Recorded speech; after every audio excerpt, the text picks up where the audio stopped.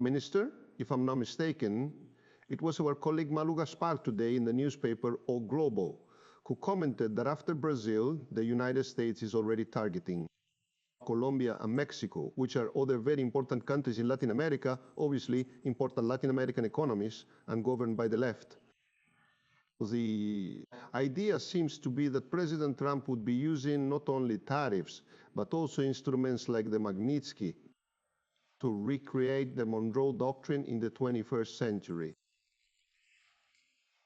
Is this feasible in the 21st century, this American dominance over Latin America, as if it were its backyard? What kind of power, what kind of instrument do Latin American countries have to manage to face this? After all, I know that we don't depend on them economically as we did in the past, but it is still a formidable economy with a lot of military power, right?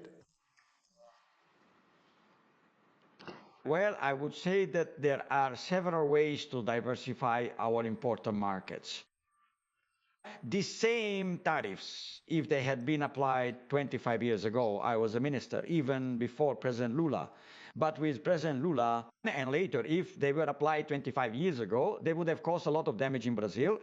Nowadays, it's an inconvenience, and we have to take measures. And measures will be taken, not only for protection, but for compensation. Anyway, the president, the vice president are handling this. I don't have to define myself on it. Now, I would say two things.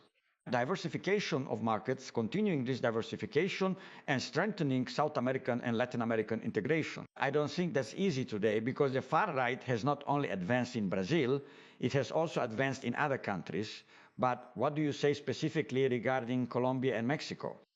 Yes, Brazil has to deepen its relationship with these and other countries. And in practice, you see the other day, the Minister of Planning, referring to infrastructure, mentioned that the United States is a little more than South America. It is less than Latin America. So we do have resources. I am informed that the Vice President will lead a delegation of business people to Mexico soon. Well, I don't want to take up all the time just answering this question. And we will continue to deepen our relationship with China, India, etc.